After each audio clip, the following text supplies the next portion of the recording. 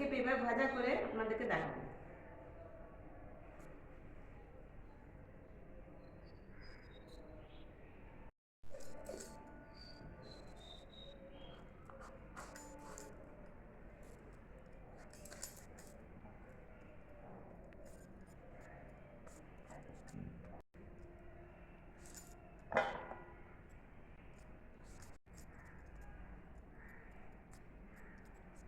হলুদ দিলাম,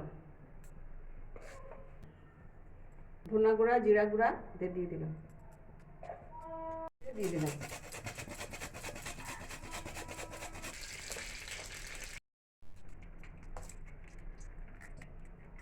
দিয়ে মশলার সঙ্গে পেঁপেটাকে মাখালাম।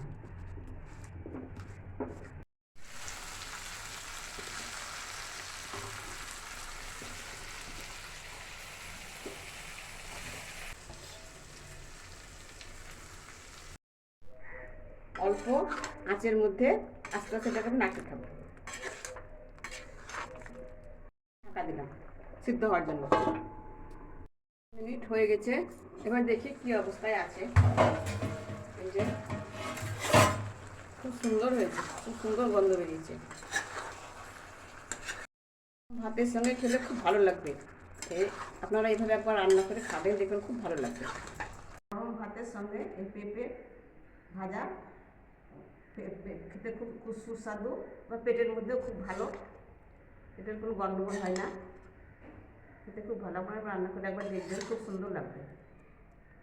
রান্না খুব সুস্বাদু হয়েছে এবং পেটের মধ্যে খুব ভালো।